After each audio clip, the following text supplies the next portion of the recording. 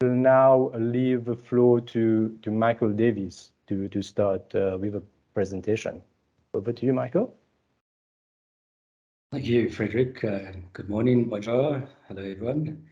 Everyone's had a great morning so far, and thank you to Birger and the Risk Management Association of Mauritius for having me speak around risk and resilience.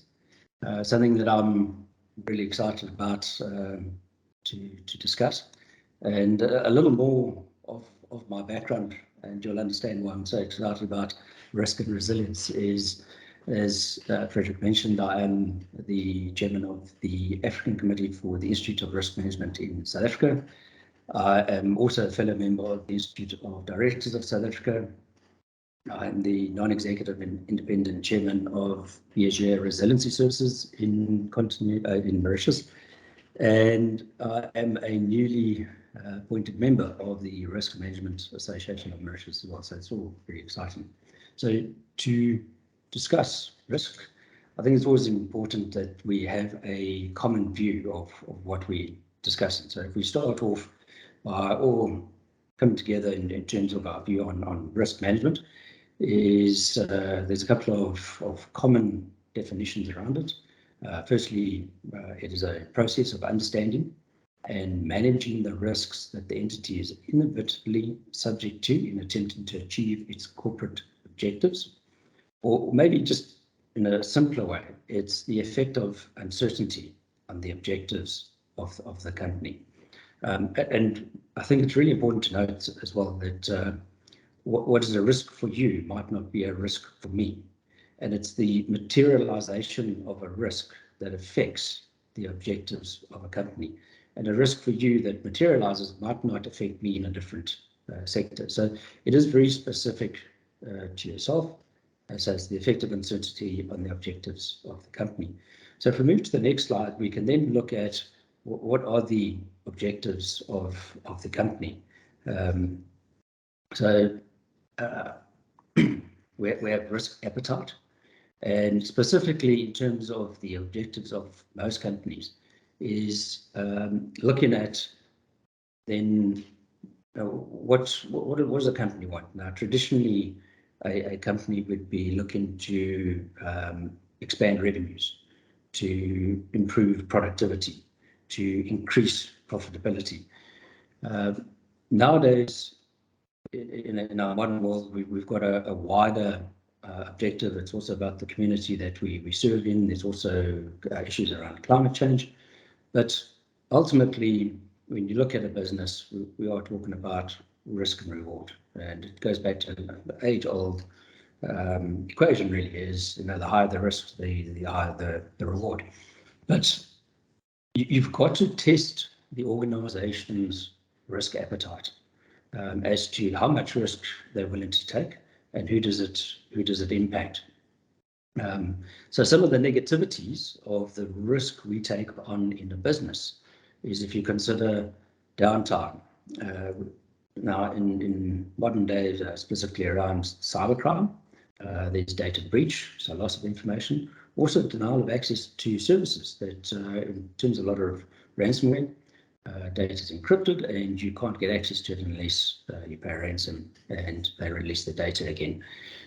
So that's downtime. It's a breach. It's also what's very important in today's time is confidentiality and the use of private information of organizations and individuals.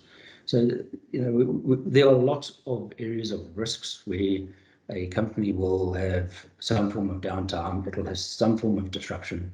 So in terms of understand that risk appetite, we've got to get this balance right, because as you improve the risk, you tend to put more time and effort into it, you put resource into it, so there's cost involved in it, in order to safeguard the revenues of a company and safeguard the health of a company and its reputation. So risk appetite becomes a very important element of getting that equation right of, how much risk versus reward are you going to look at as an organization. So if we move into the next slide, we'll look at what is driving risk appetite? Who determines what the risk appetite Hi, of good an organization? morning. Morning. Thanks for joining us. So just around the risk appetite is what determines the risk appetite is culture and leadership. So, for example, a good example is taking Elon Musk and the companies that he's been involved with, SpaceX, Tesla, Twitter now.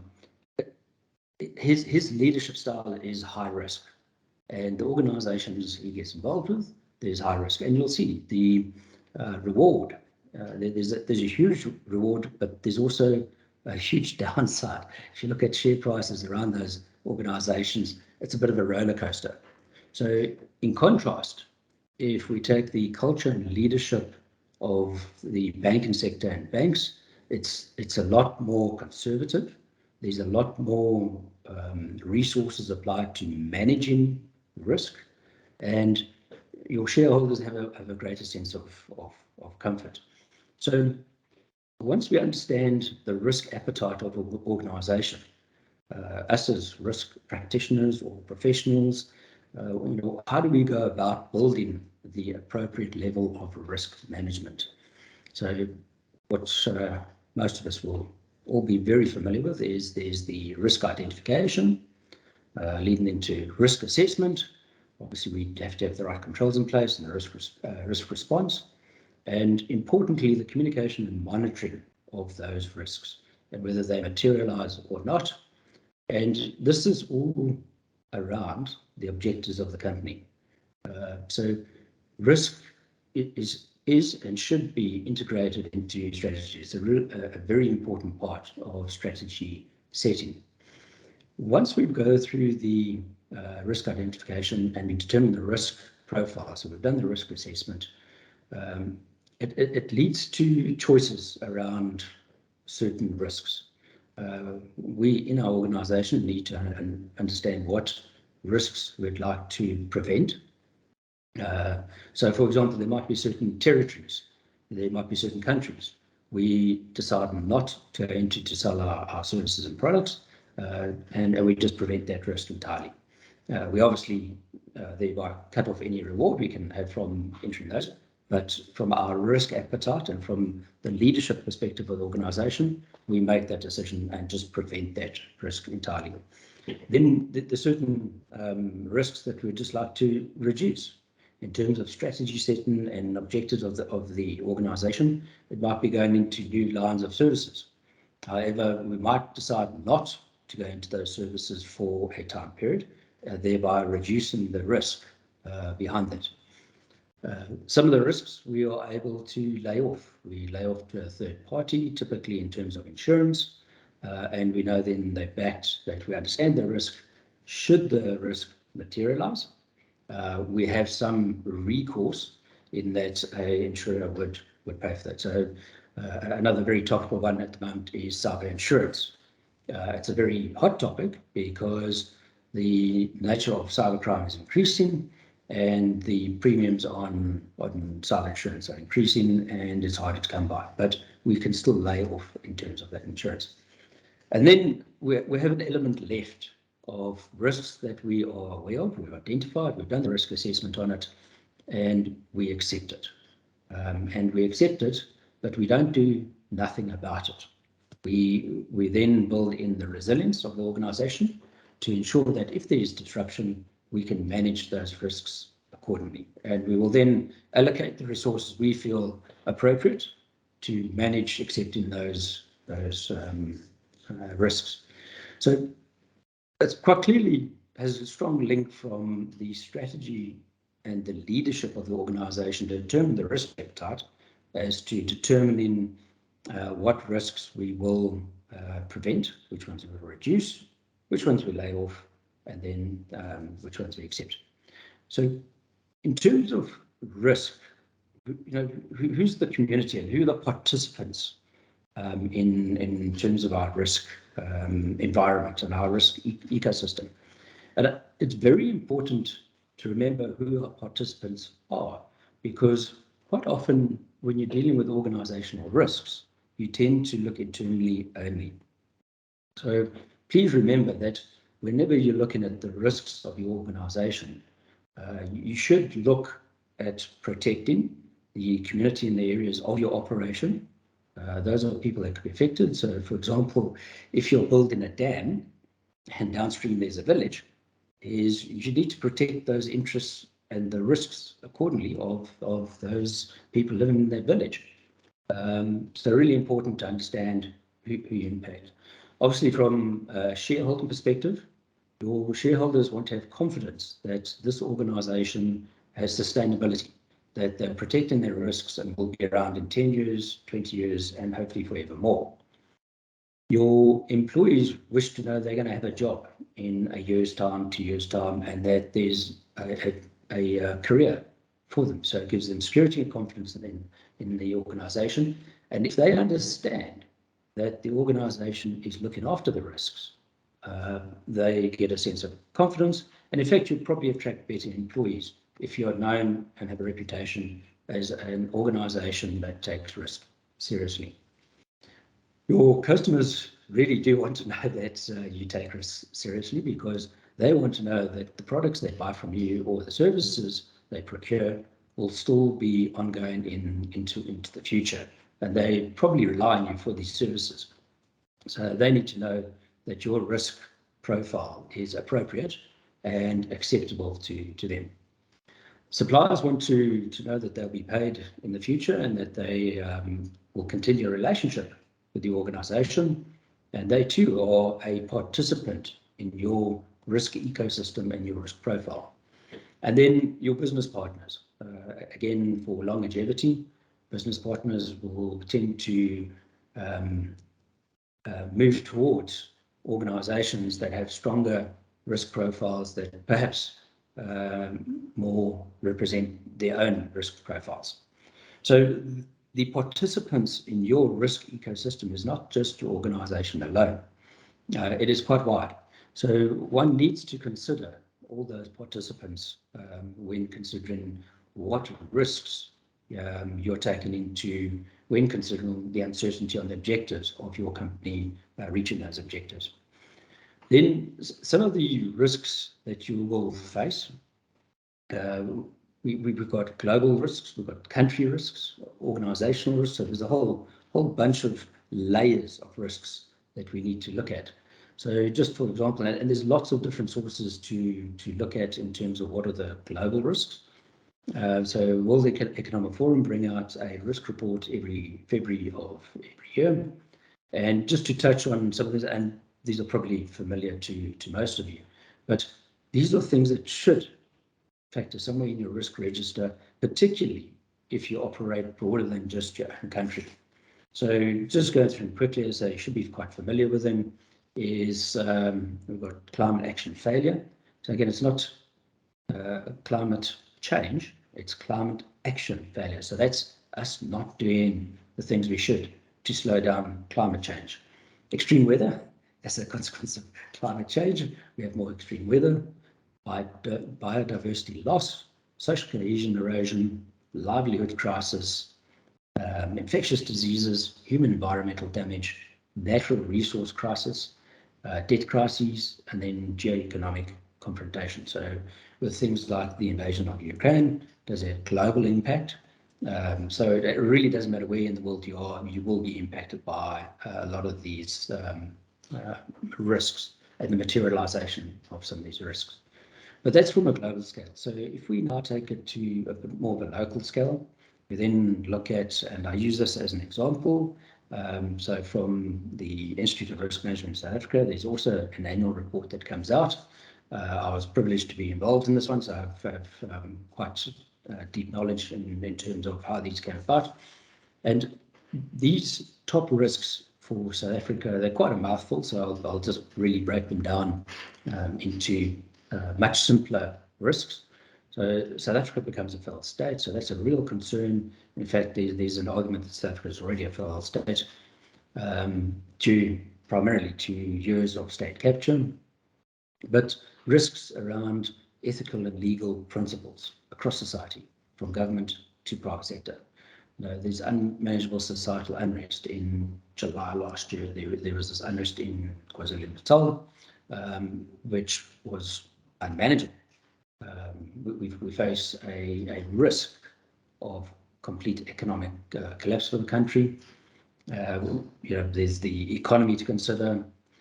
When we talk about large-scale disruption of economic activity and supply of utilities, in South Africa, the supply of power is unreliable.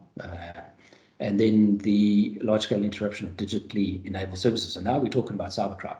Now, in most risk reports, you will see cybercrime factors quite highly.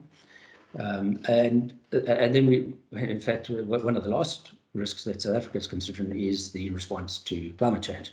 Now, from a World Economic Forum, it's one of the top ones. In a country, it might not rank as high because there are more immediate needs. So my point being, from a global to a country perspective, in terms of determining risks, is that they overlap, but they can be different. So let's get more localized in terms of Mauritius. Is the Risk Management Association has come up with some operational risks for mid-2022. And I think they're quite self-explanatory in terms of IT disruption, back to cybercrime, cyber breach, geopolitical risk, theft and fraud, talent risk, data compromise, climate risk, resilience risk. That's a very interesting one, resilience, and bringing back the integration of resilience into risk itself, third-party risk, conduct risk, regulatory risk. So these are quite nice to look at in terms of it gives you a good framework to work with when considering your risk for organizations. Are you thinking further? In terms of your risks for your organization as well, it's always good to consider multiple scenarios and consider flags. And the flags we talk about is, if you look in country, do you have good leadership? Is the politics right? Is it on course? Is the national policy making sense for your organization? Is there equality in the country? What are the global trends affecting your country? What's the institutional capacity? Can the government provide on the objectives that they are setting themselves? There's the social cohesion, service delivery. Economy is always a flag, obviously, whether you're going up or down, and then an eye on climate change as well. So these are flags that you should be looking at on the impact and consequence to your organization, which then takes us into organizational. So if that's not enough to consider the global country risks, is now we've got to bring it home. We've got to bring it into something that really makes sense. And in terms of organizational risk, it's again quite a busy slide. The good news is there's a framework to work with. You have laws and statutes. There's certain standards that help you in terms of risk identification, assessment, and what you can do about it. And I think you need to remember that this is a complete ecosystem. Quite often, a risk department will be siloed, but it's important to bring back the whole organization and its context within the country and global. So moving on to the next slide is, as we generally wrap up, and it's just been a very high level view, is I do like this quote from the United Nations office, is if you ever want to motivate why you should have budget for your risk and resilience department, please remind them that for every $1 invested in risk reduction and prevention, $15 can be saved in post-disaster recovery. And then finally, it's really important to understand the broader sense of your risk and resilience for an organization and the integration thereof. A good organization will understand that risk and resilience plays an important part in strategy formulation, and also identifying opportunities and threats. People think about risk in terms of threats all the time, but it's a two-sided coin. It's quite often, in terms of a risk identification and assessment, there may be opportunities as well. So the last thing I'd like to leave with you this morning is then the quote that doing the right thing and making money should not be mutually exclusive. So thank you for your time this morning, and I know we will be handling questions later, so I look forward to chatting with you later, and please raise any questions you'd like. That's a quick, brief view on risk, touching on resilience, and I'm going to hand over to Pete Friedenhouse, fellow of the Business Continuity Institute, many years in business continuity, resilience, and risk identification. He doesn't have all those grey hairs for nothing, and he's going to speak around the integration then of resilience and business continuity. So thank you, Pete. Over to you. Thanks, Michael. Appreciate that. Thanks for all those insights. That was very, very useful. I'm going to actually turn my video off at this stage, if you don't mind. There seems to be a little bit of a lag sometimes. So if you don't mind, I'll turn that off, and then you can focus on more important things like the slides I'm going to show you rather than looking at me. So welcome, everybody. We start in the beginning, and I guess resilience came from disaster recovery initially, business continuity management. But we then started globally moving towards talking about operational resilience and at a higher level, organizational resilience. And you can see really from the slide that it makes organizational resilience is made up of a whole lot of these different disciplines. And we tend to find that people specialize in certain areas.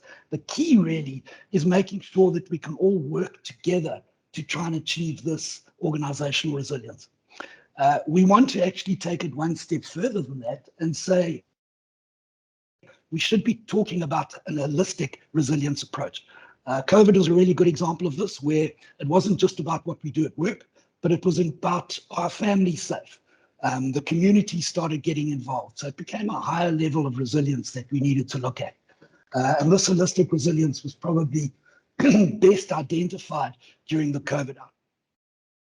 Michael mentioned in the various risk registers that he showed us that obviously natural disasters are a big part of the most common risks that happen. That photograph of the palm trees bending in Mauritius, I think, is a really good way to look at resilience. In other words, we want to be able to bend rather than break. And that's really the essence of how we should create the environments in which we work and in which we live. So from a natural disaster point of view, there are lots of different types. We're not just talking about cyclones and earthquakes, but a whole lot of different categories that can be and need to be considered when we look at the potential for that. We have other risks, which unfortunately we're all very familiar with: protest action, data theft, cable. Well, in South Africa, certainly they used to steal cable like it's going out of fashion, and that obviously results in the breakdown of all the various services. But more specifically for us here in Mauritius, we've seen some really unfortunate events that have had huge economic consequences as a result of them. And a lot of these, I guess, we could predict, but there are others that we really can't predict at all. And I don't know if you all remember this earthquake, this volcano rather, that exploded in Iceland. It was about 10 years ago. And, we thought at the time, this is something you certainly couldn't predict. And how would a volcano affect us? Well, if you remember correctly, for approximately 10 days, all air traffic was shut. It started in Europe because this volcanic ash, as you can see from the diagram on the right, that little red dot is where the volcano was. And this volcanic ash literally spread across the top of the UK, the top of Europe, stretched right across the Atlantic into the Americas as well. And all flights were grounded for over 10 days. If we look at Africa, Kenya was one of the countries that was affected indirectly by this, because they are one of the world's biggest exporters of cut flowers, of roses. And these roses get sent to an auction house in Europe daily and distributed from there, and they were grounded for 10 days. And unlike baked beans, you can't just put roses on a shelf and sit it out. So they suffered huge, huge losses. My point of this story is we can try and anticipate what might be coming down the line, but in some cases we really can't. And we need to make sure that our resiliency is geared for any scenario at all. We had the big one 2 years ago, and some of the CTOs will enjoy this particular slide. The digital transformation was forced on us all globally. Here we are having a hybrid event, and that is probably directly as a result of COVID. So I guess we need to look at what some of the upsides of that terrible pandemic that we all went through and are still going through, for that matter. Then, of course, cyber. Michael touched on it, but cyber is a topic that is just so expansive in the various facets of what we're experiencing at the moment. By the way, before we get into detail on cyber, those of you that took part in the Birger Cyber Index survey, thank you for doing that. That was done at the end of last year, and you will be receiving the full report on that very soon. So please keep a lookout in your inbox. That full report will be delivered soon. If we get back to cyberware, Mike also mentioned in one of his slides, ports were attacked, and this port in particular that we're talking about, obviously, were all the South African ports. Transnet was hacked with ransomware and literally shut down the harbour. So all our container traffic stopped and supply chain ground to a halt. They did the right things in terms of restoring their systems, but it took a while. It took 6-7 days before things started to get back to normal. And we're seeing a lot of this now. We're seeing the war in Ukraine has highlighted this once again, where there's very specific cyber attacks happening. And unlike in the past where the targets were primarily your financial services, now we're seeing the cyber attacks on infrastructure. If you remember correctly, a couple of months ago, in the United States, the Colonial Pipeline was hacked with ransomware, and they shut down the oil transportation across the states for over 6 days there. It's reported that they actually paid the ransom. Some interesting stats we've seen lately is that approximately half of the companies that are hit with ransomware actually pay it. And in a lot of cases, that might be due to the fact that they have cyber insurance. Michael mentioned that as well. But that is also changing. It's such a dynamic picture, and the technologies and the skill and the targets are becoming so specific that it's certainly a very, very interesting one and should be on the top of all our lists in terms of awareness and what we look out for. On a more subtle side, the attacks are, and I'm going to talk about big data in a moment or two, but very often these attacks can be on softer targets too. And we've seen the Ukraine war shifting from the focus purely on Ukraine to the West as well. And this is only going to get worse as time progresses, unfortunately. Another global risk that is very linked to resilience is around our supply chain. And I think you're all going to see a lot of this. This particular graphic shows us the recent lockdown in Shanghai and the huge backlog of container ships that are waiting. So you'll see from those 470 ships are in a queue waiting to deliver their cargo. And that's a recent stat from just under a month ago. The same thing is happening in the West. If we look at Los Angeles, huge queues and congestions in the port. And here we're talking specifically containers. This particular stat, 540,000 containers are waiting in a queue at the port of LA. Quite unbelievable. We're going to see supply chain becoming a huge, huge issue that we need to address in terms of our resiliency and our plans for that.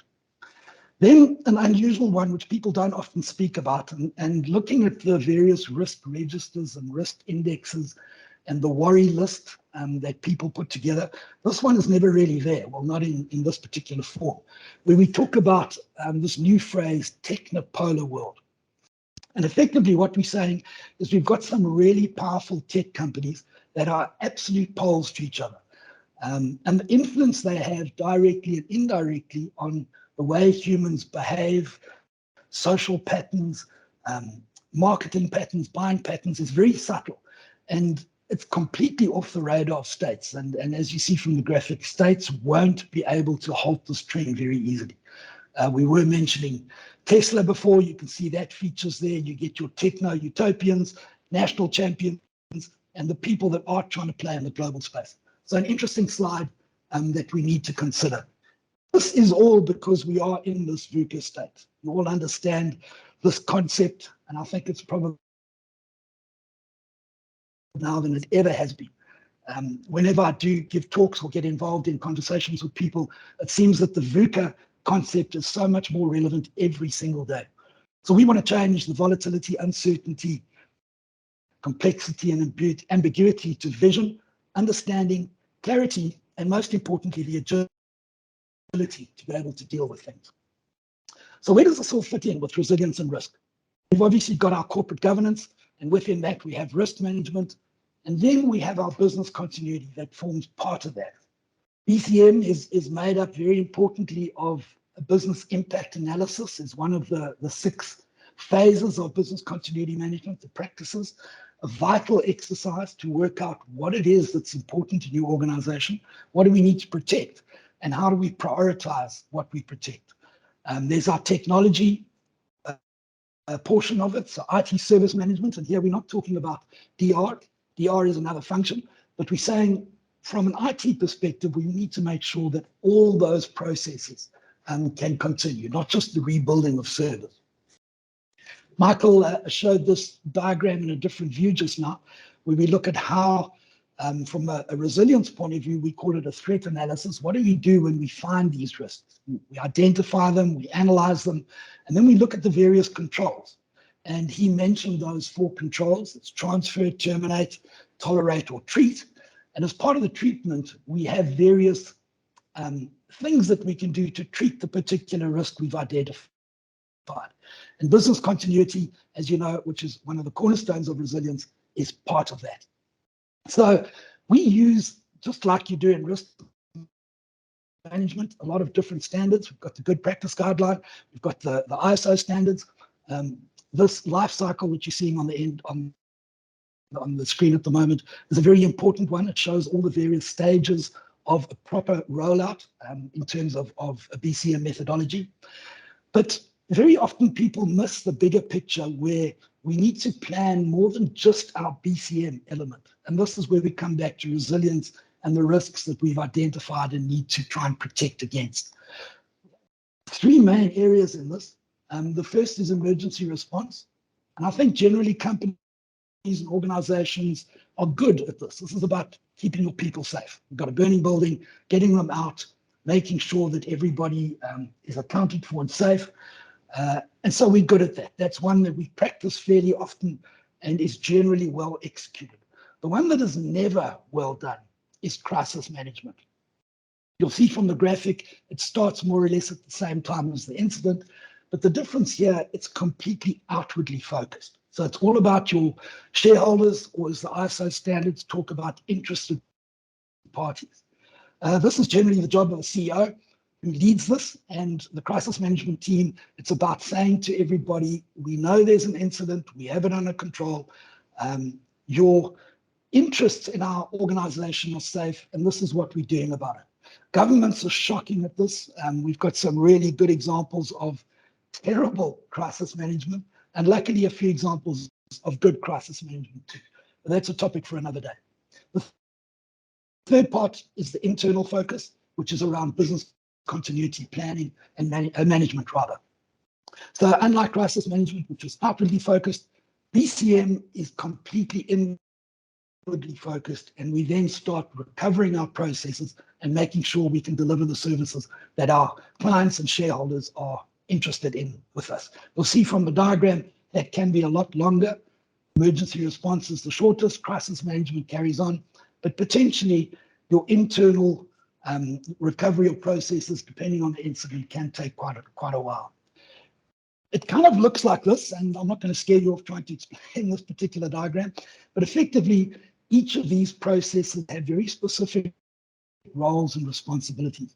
And as you hand over from the one to the other, we start accomplishing these objectives that we've set, our recovery time objectives, and we want to get to a point where we can restore and recover our processes within acceptable timelines that we as an organization have accepted from a risk perspective, that we're happy that we are able to provide services within certain times.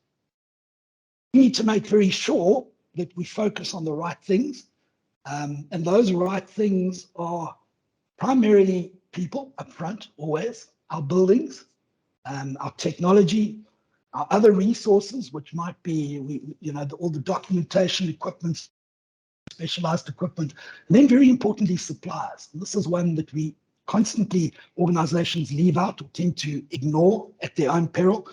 And you've seen what we've been talking about in terms of supply chain. So really, really important that suppliers are part of your bigger problem, and the plan that you have in terms of making sure that it's not just you that's resilient, but your reliance on your third parties are as well. So I'm going to end with a positive note. We have been faced with a whole lot of data that might be a little bit overwhelming, but as you know, there are a number of different indexes around governance globally. The Chandler Index has just been produced or published, and you will all be very proud to see that the top country in Africa is Mauritius. Mauritius comes in at 38, unlike the dismal display that South Africa is dealing at the moment with 70 on that scale.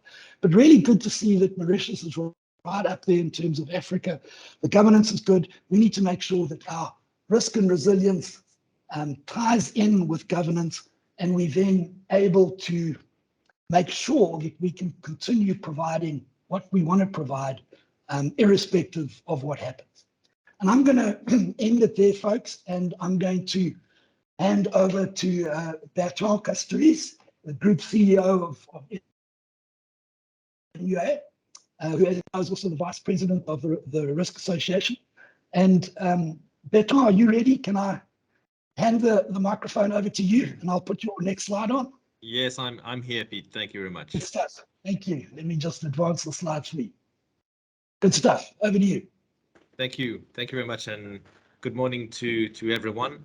So I'm Bertrand Castells. I'm the Group CEO of MUA, an insurance company. Our job is mainly to work on risk management, attracting your risks and risk diversification, risk transfer. But I'm not here to talk about MUA. I'm here as the Vice Chairman of the Risk Management Association, created in Mauritius, in fact launched last year in May 2021, although it was approved officially launched, I would say, last year, but created a year before in May 2020. So because of COVID, it took us a lot of time to create the association. And I'm here to say a few words on what is the Risk Management Association in Mauritius. Is, as it's written on this slide, is to create a community of individuals who focus on risk management, who are dedicated to creating a risk awareness culture, a risk culture in companies. Why that? Because a few years ago, when we met a few companies in Mauritius, big conglomerates and many risk managers, some risk managers in Mauritius, we were convinced that the risk management was not enough focused we were not focusing enough on risk management, and the only area where we'll talk about risk management is probably in the annual report. And probably most of you have an annual report in your companies. You have red, amber, green charts and figures around mainly financial risk, about market risk, and this is what we see in banks, in insurance risk management reports. But we don't focus a lot on operational risk, which is the day-to-day risk management of SMEs, of little companies, of entrepreneurs. And we were convinced that we had to work together and create this risk awareness in many other markets and countries, like in South Africa. And I really thank Pete and Michael for sharing this with us. In South Africa, and with your experience, many people now have a risk management function. Risk managers is a key function, a key role in companies, and it's not yet the case in Mauritius. So the idea was to welcome all people who would like to share their experience and work together in creating the risk management culture. So this association was created last year, as I mentioned, and the idea of the association is to create events like we do today. And I thank Birger for creating this opportunity, creating this at this occasion to talk a little bit about the Risk Management Association, is to also receive regular newsletters, latest updates also on what is being done on risk management and how to focus on how to manage risk in Mauritius, because that's also our key concern and key focus. So how to become a member? Very simple. I think Michael shared it at the beginning. Now new members, then thank you very much, and I welcome you on behalf of the Risk Management Association. Very simple. You click on the link that you have here on the Risk Management Association website on membership, and it's done very easily online, and then you will be contacted by the team. You can also have further details, and by contacting Jean-Philippe Chauri, you've got his email and his phone number here. All the companies are the founding members, as you can see here. You have MCB, CL, SIM, the KMG Group, Inudis, ABC, United Basalts, Lille, MUA, and Rosel Transport. So those companies are the founding members, as you can see, from all sectors. And the idea now is probably to beef up a little bit the Risk Management Association. So I welcome you. I see 68 people, probably almost 70 people attending this conference. So I just hope that all of you will be now joining the Risk Management Association.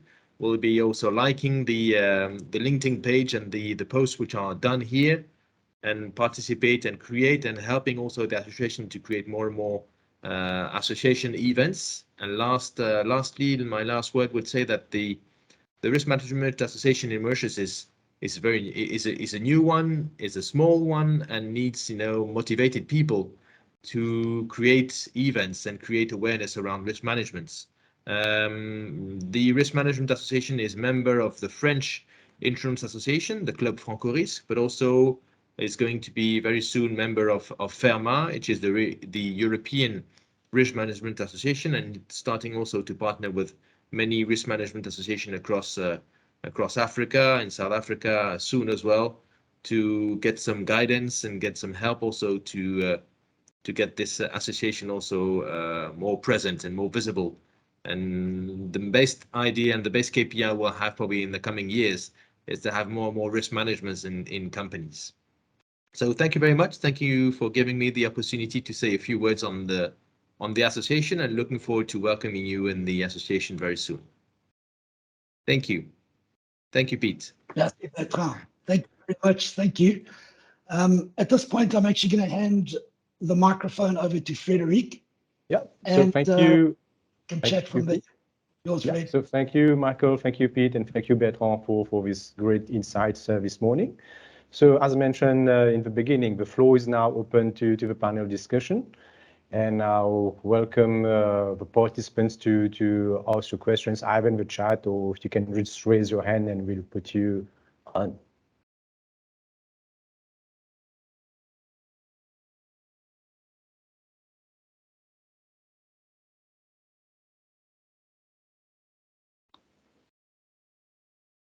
So Peter, as we wait for questions to come in, is that you and I have many grey hairs from our experiences in resilience and risk.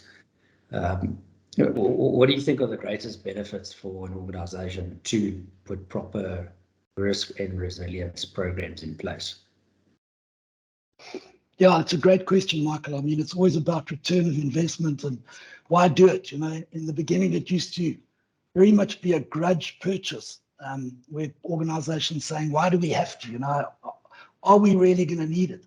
But in fact, I think COVID has woken everybody up to that. Before it was really difficult to even talk about risk, never mind resilience, at an exco level, never mind a board level. And COVID has certainly brought that right up into the boardroom, which has made it spotlighted and highlighted the need for it, but also the advantages.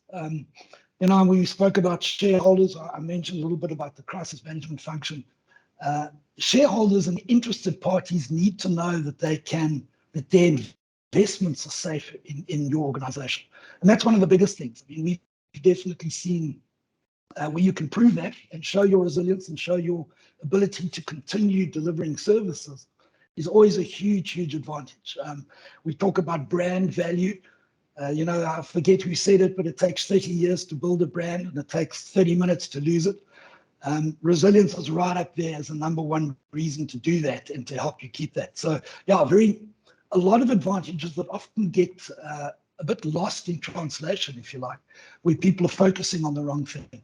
But yeah, we certainly from our side, we're seeing a lot more organizations realizing those benefits.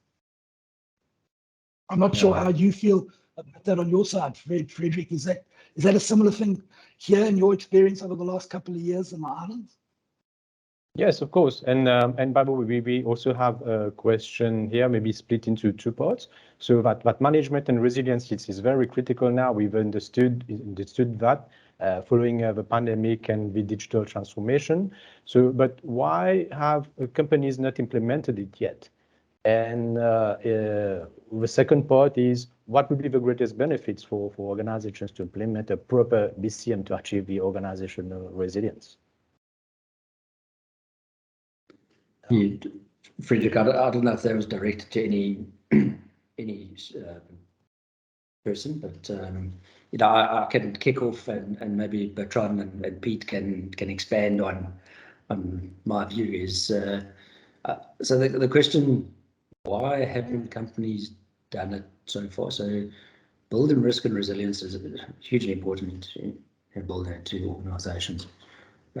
Some of the challenges is, and the first challenge we always find is budget. People know it's the right thing to do, but always battle to find the budget.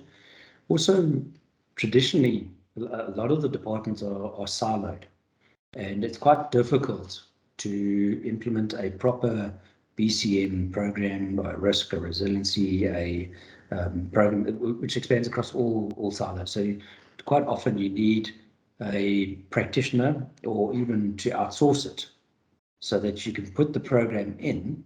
It can then be maintained internally.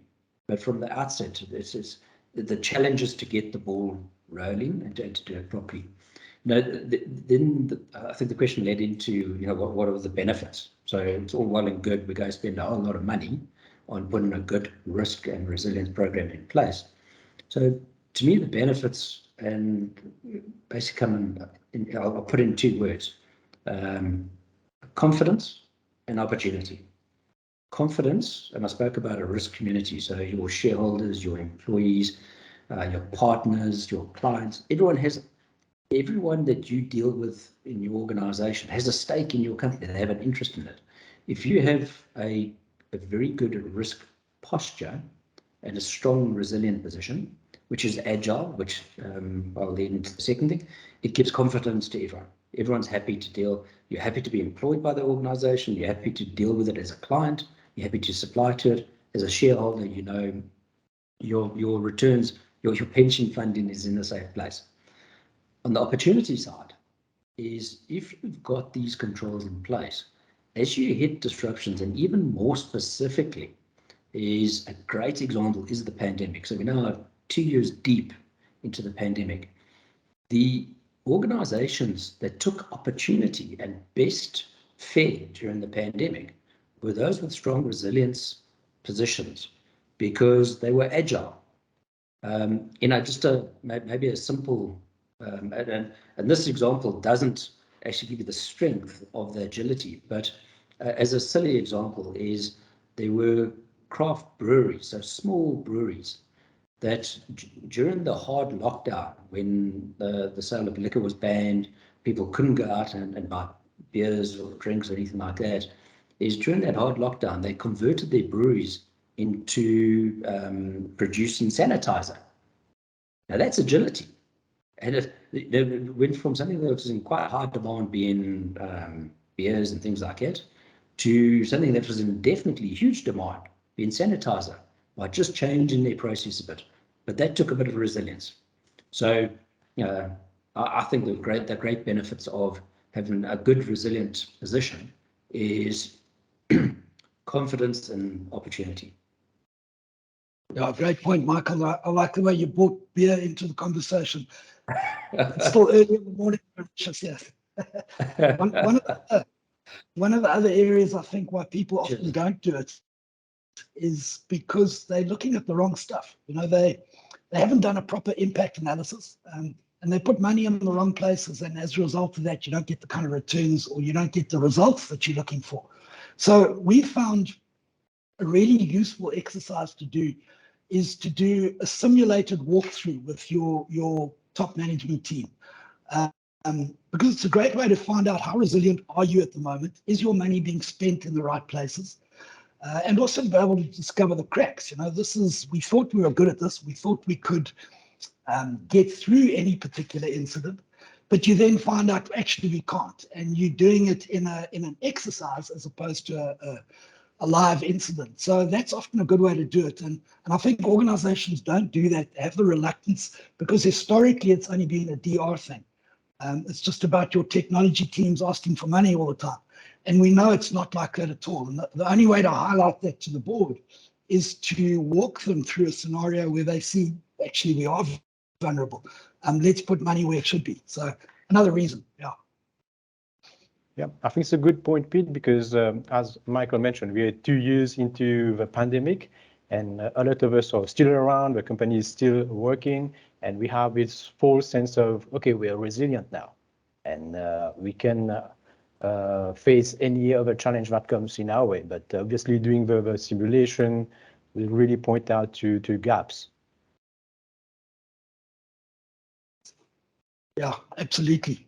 And we compound that with cyber, and literally day by day, we've seen that whole cyber environment becoming so much more complicated. In the old days, it was your 12-year-old hacker that was too bored and he was trying to do things as a bet and as a dare to try and challenge.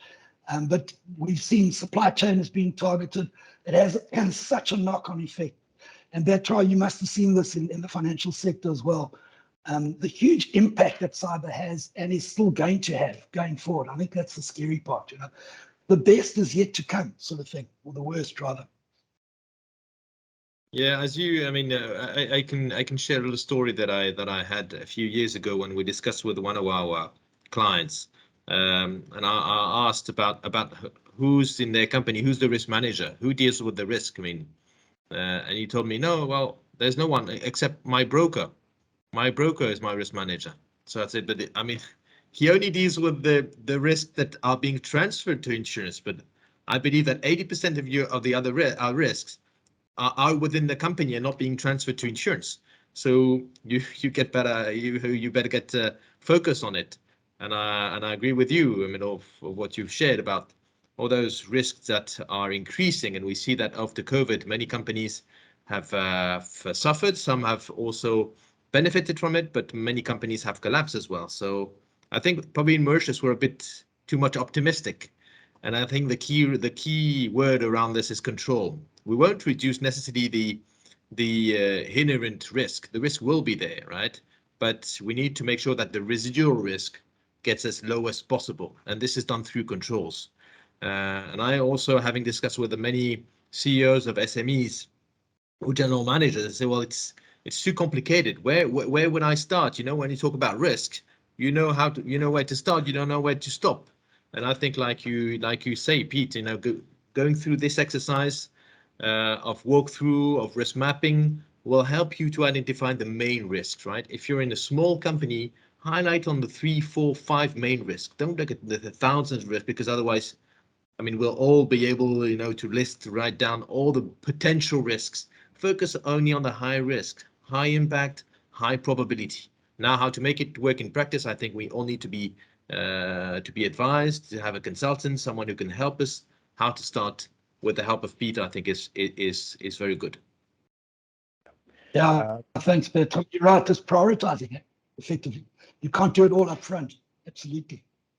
So we have another question from one of our participants, Mr. Chetty. So what about the challenges to make business continuity and resilience mandatory for companies in a similar way like health and safety?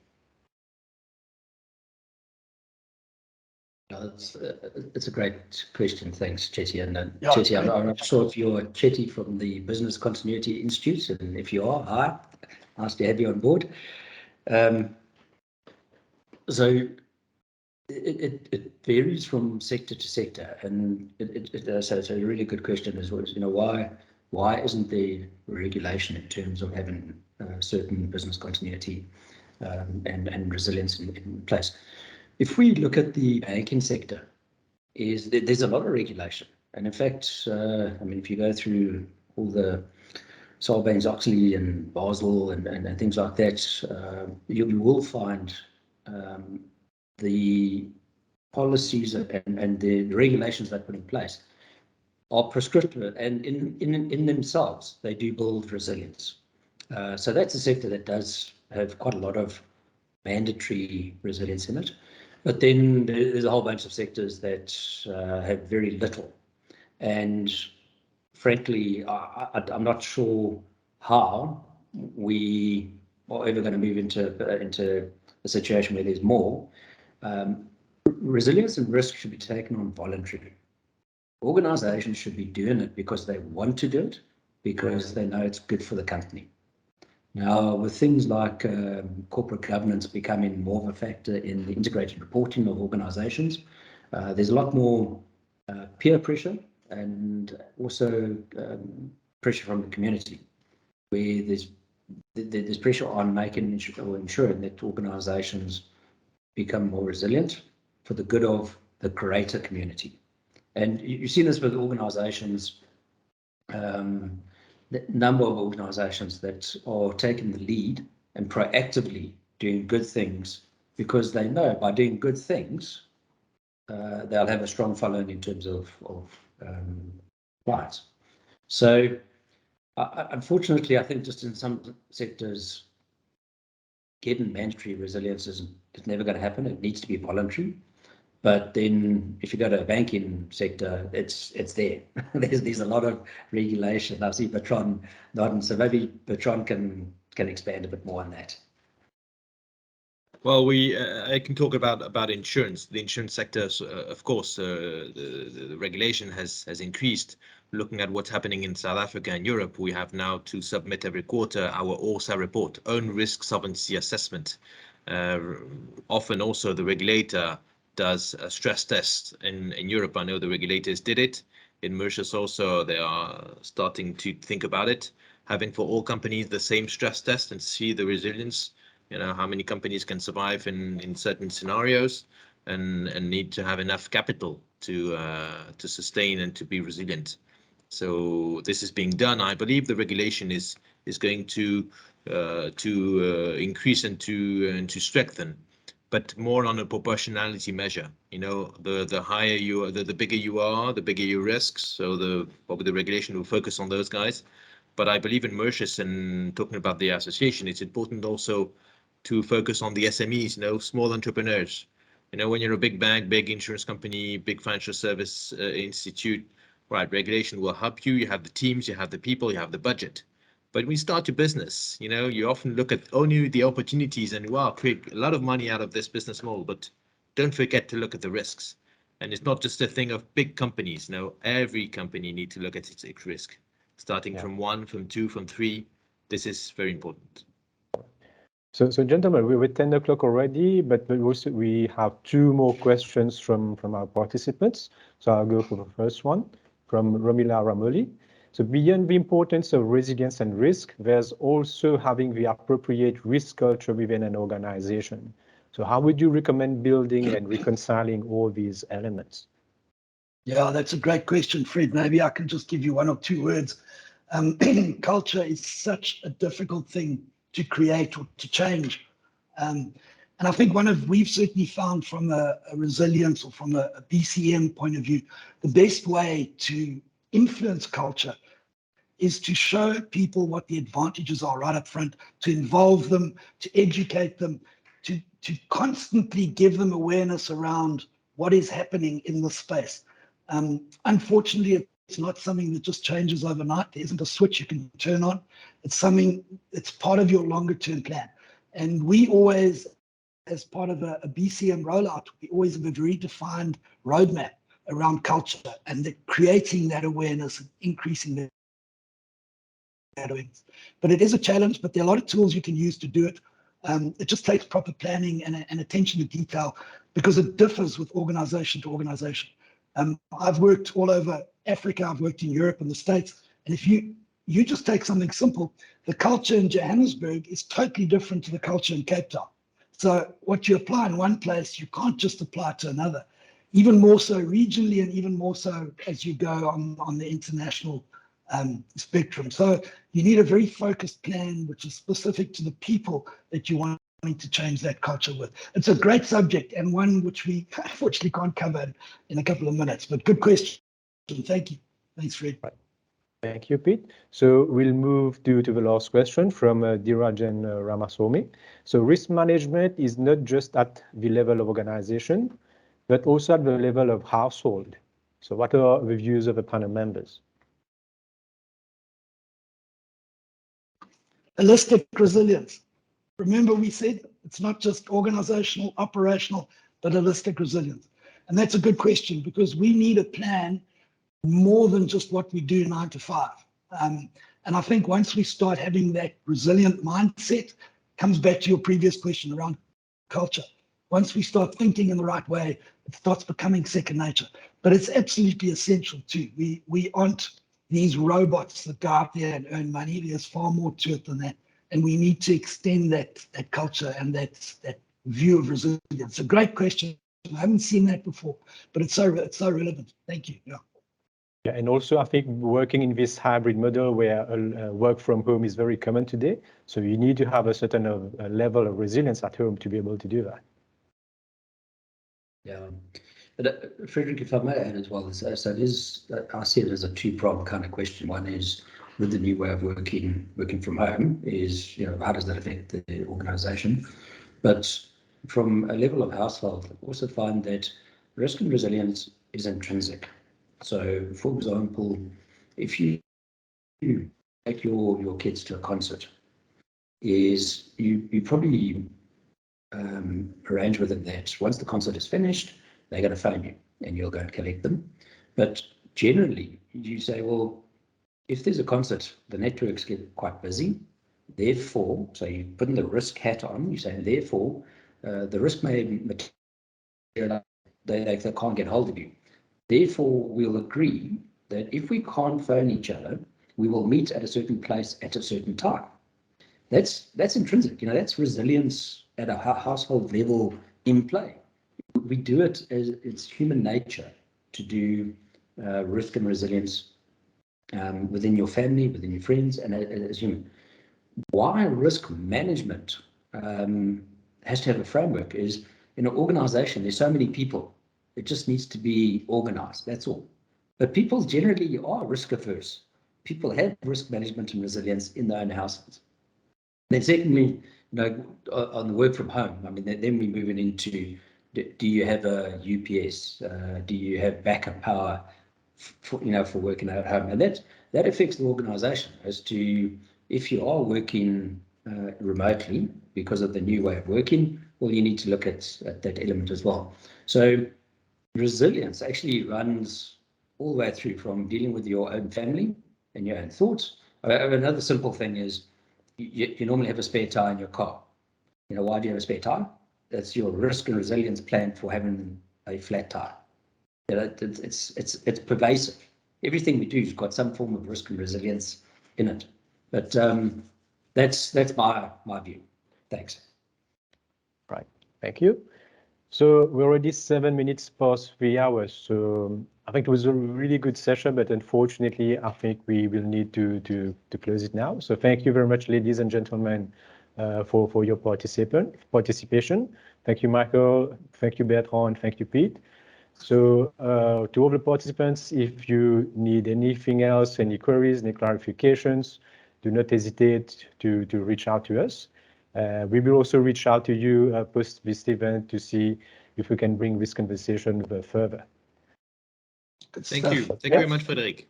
And thank you, Birger, for hosting this. Thank you, Frederick. You're welcome. Thank you, guys. Thank you very much. Great day. Thanks, guys. Thank you. Thank you all. Bye to you all. Have a good day. Bye. Have a Stay good safe. day. Bye-bye.